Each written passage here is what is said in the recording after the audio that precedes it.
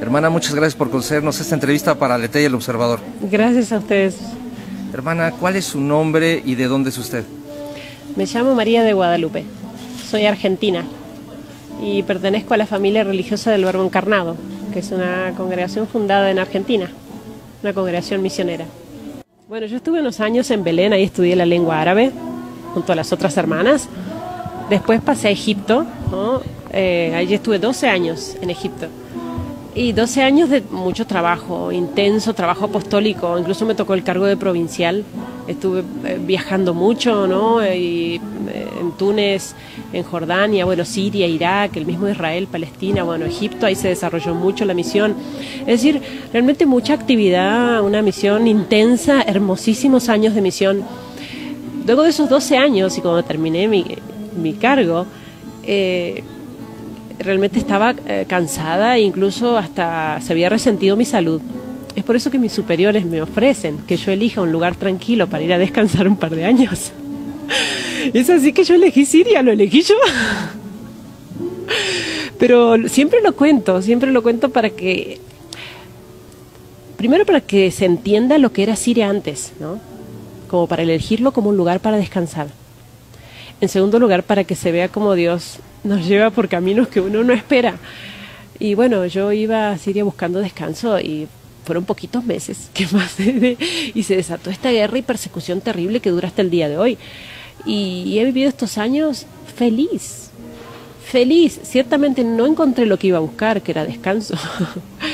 Pero Dios sabía que no era eso lo que yo necesitaba en esos años y que quería otra cosa, ¿no? Por eso yo personalmente lo considero un privilegio, una gracia de Dios. ¿Cómo es vivir en esa zona de guerra con el miedo tal vez de ser martirizada, violada, secuestrada, decapitada? ¿Cómo se vive, hermana? Bueno, yo creo que hay una sola manera de vivirla y es vivirla bien, para vivirla bien. La única manera es por gracia de Dios. Yo no le encuentro otra explicación. O sea, humanamente hablando, eso es para enloquecer, es para enfermarse al menos. O sea, es para la situación que vivimos en Alepo, es de bombardeo permanente. Yo no recuerdo un solo día en 4 años, ni uno solo, en silencio. Bombardeos, ataques, tiroteos, cañonazos permanentes de día y de noche, riesgo en toda la ciudad. Balas que entran por la ventana todos los días, muertos entre los nuestros, heridos. ¿Puede dormir, hermana? Cuando esto empezó en el 2011, yo recuerdo que fue de un día para el otro, empezaron los tiros y los aviones y pasaban los tanques, ¿no? Nos agarró muy de sorpresa. Y las primeras 2 semanas hubo toque de queda, estuvimos encerrados, era muy difícil dormir. Había mucho miedo, no se sabía qué pasaba, qué iba a pasar, si el ejército iba a lograr, ¿no?, detener a los terroristas. Pero claro, las 2 semanas se hicieron meses y se hicieron años. Entonces, lamentablemente, porque no suena bien decirlo, pero uno se acostumbra y la gente se ha acostumbrado. Y bueno, es así que podemos dormir, uno no puede pasar 4 años sin dormir. Pero bueno, ya nos hemos acostumbrado y ya por la experiencia, digo, cómo uno se acostumbra a distinguir los ruidos, las armas, los distintos tipos de explosiones, ¿no? Porque aunque es permanente, uno más o menos ya calcula la distancia, ¿no? Dice, bueno, más o menos, no están por esta cuadra, están más allá, ¿no? Hay tipos de armas que, bueno, sí, son de mayor alcance, pues sobre todo cuando tienen esquirlas, ¿no? Entonces ese tipo de explosiones que ya las conocemos, bueno, sí, ahí aunque sea 2, 3 cuadras hay que esconderse detrás de algo sólido por el problema de las esquirlas, ¿no? Pero en la ciudad hay francotiradores, por ejemplo, y bueno, uno ya sabe, va caminando, ya sabe que esta calle, ya conocemos las calles, que hay francotirador, y bueno, nos preparamos en grupo, 1, 2, 3, y cruzamos la calle corriendo lo más rápido posible para no darle tiempo al francotirador y de a varios para ayudarnos, ¿no? En el caso que le den a alguno, lo pueda tirar, lo pueda socorrer, pero esa es la vida de todos los días. Cuando uno ve que, por ejemplo, tuvimos una de las cosas más cercanas, cayeron 3 misiles apenas a 50 metros del obispado donde vivimos, 50 metros, cayeron 3 misiles, hubo más de 400 muertos, entre los nuestros, heridos, una cosa horrible. La catedral quedó muy dañada, no pudimos usarla por varios meses. Desde ese mismo día se duplicó el número de gente en la misa diaria, desde ese mismo día. Entonces uno dice, bueno, pero ¿cómo es esto, digamos? Y es que ellos sufren más, rezan más, los persiguen, son más fuertes. ¿La hermana Guadalupe alguna vez ha tenido por su mente o le ha cruzado por su mente el martirio? Bueno, sí, muchas veces. Sí, muchas veces. Yo creo que es parte de la opción, de la elección que hemos hecho de seguir este llamado de Dios a la vida misionera, ¿no? Cuando yo pregunté a mis padres, porque nuestros superiores apenas comenzó la guerra nos ofrecieron cambiar de misión si queríamos, que no estábamos obligados, como cambió tanto la situación. Queríamos quedarnos, realmente queríamos quedarnos, pero necesitábamos también el apoyo de nuestras familias. Cuando llamé a mis padres, les dije, bueno, ya sabían cómo estaba la situación, pero me quiero quedar, ¿ustedes qué dicen? Mis padres me dijeron, lo que pasa es que has estado con esta gente hasta ahora y los vas a abandonar cuando más te necesiten. Tenés que quedarte ahí, si no, no te podés llamar misionera, me dijo.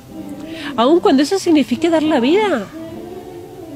¿Y por qué es así? Porque si vamos a ser misioneros, pero bueno, cuando ya empiece a doler un poco, o empiece a ajustar un poco, no, que ya cueste, no, hasta ahí nomás, ¿no?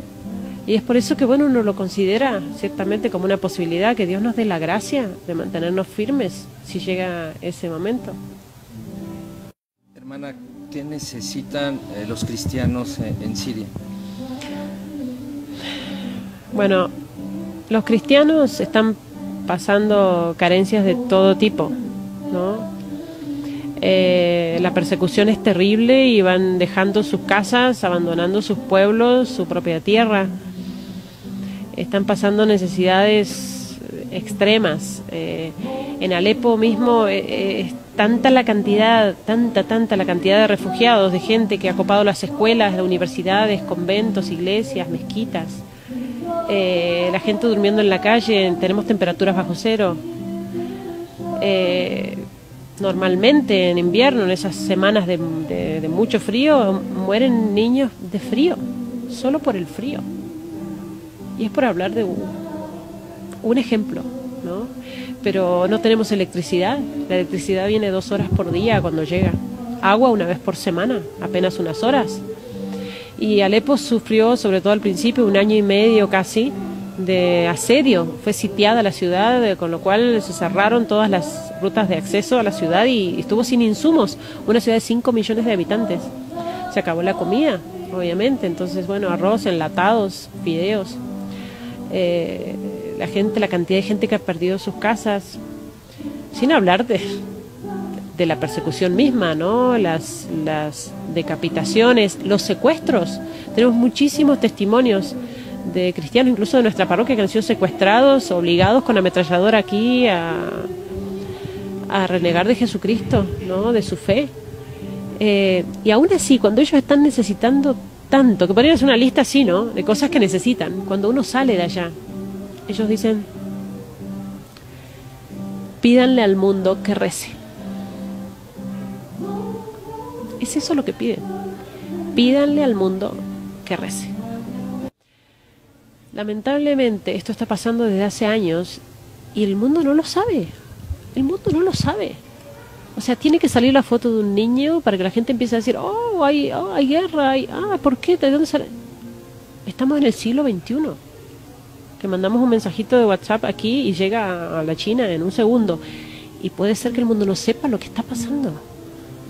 Entonces, por eso yo creo que es tan importante difundir esto, que se conozca, porque además más gente reza, más gente puede ayudar, más gente puede colaborar. Cada uno en los medios que tenga, obviamente, eso queda a cada uno en el lugar incluso que ocupe, en el cargo que tenga, porque en esto obviamente tenemos distintos grados de responsabilidad en este conflicto, ¿no? Y en esta guerra, y entonces están quienes son los grandes responsables, a quienes ciertamente se les pedirá cuenta de esto, ¿no? Hermana, confírmenos esto, porque ciertamente nos llega información de que son decapitados, desollados, enterrados vivos, quemados vivos. ¿Esto es cierto? Totalmente. Es muy común, por ejemplo, cuando sale un colectivo, un ómnibus, como dicen, un bus, con cristianos, por ejemplo, intentando escapar de una ciudad a otra, por ejemplo, detienen el colectivo, bajan a la gente, a un lado los hombres, a otro lado las mujeres, los niños separados. Las mujeres son violadas delante de sus hombres. Después los hombres son acribillados o decapitados. Las mujeres se las llevan como esclavas sexuales, ¿no? Es terrible lo que está pasando con las mujeres y con las niñas. Y los niños normalmente o son enterrados vivos o se los llevan para adiestramiento, para reclutamiento, ¿no? Pero está sucediendo esto en muchísimos pueblos de Siria y de Irak. Y desde hace tiempo, desde hace años, no de ahora, ¿no? Conocemos realmente, sabemos de muchos casos, ¿no? Y desde el principio, cristianos descuartizados, ¿no? Puestos en bolsas de basura, en un contenedor de basura. No tocar es cristiano. Yo creo que los cristianos perseguidos nos interpelan, ¿no? Nos cuestionan a nosotros como cristianos occidentales, ¿no? Allá en Egipto, por ejemplo, se tatúan la cruz los cristianos para distinguirse y para mantenerse firmes al momento del martirio. Se tatúan la cruz en su carne. Y nosotros a veces en Occidente intentamos esconder que somos cristianos, o nos da vergüenza, o bueno, en algunos ambientes sí, pero en otros ambientes no voy a decir que rezo, no me voy a presignar en público, o no voy a... Bueno, no, porque eso queda... No queda, o... ¿no? Realmente nos cuestionan de qué manera estamos viviendo nuestra fe, ¿no? A que tenemos que vivirla con más coraje, sin miedo a manifestarnos como cristianos en el ambiente en el que estemos, a ser apóstoles, a ser testigos. Ellos están derramando su sangre, pero que no sea en vano. Cuando nosotros como cristianos miramos para otro lado y seguimos viviendo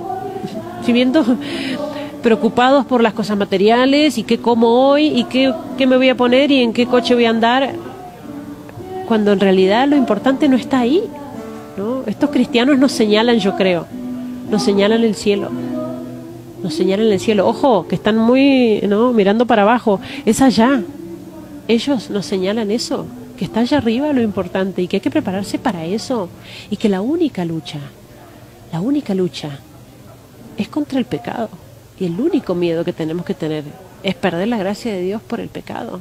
Que es una cosa que a veces olvidamos, tememos tantas cosas y nos preocupamos por tantas cosas que en definitiva no son importantes, ¿no?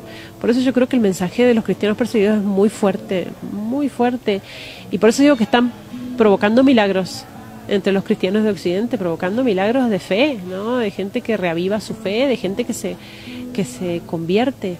Por eso digo que aprovecharse de estos méritos y de este testimonio. Hermana, ¿quién le tatuó la cruz? Lo hicimos allá en Egipto cuando llegamos a la misión. Llegamos en el año 99 y ahí nomás allá el 2000 nos tatuamos la cruz como lo hacen ellos. Es una cuestión ritual, tradicional, ¿no? Ya los niños pequeños los llevan a los monasterios y son los monjes los que tatúan la cruz, ¿no? ¿Son bautizados y después tatuados? Sí, y tatuados, sí.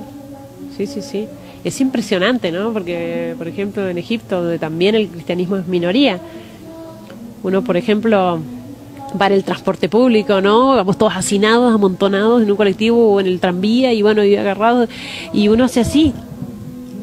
Y uno ve que uno de otra punta hace así, y otro de allá así, y otro acá, y uno dice, somos 4.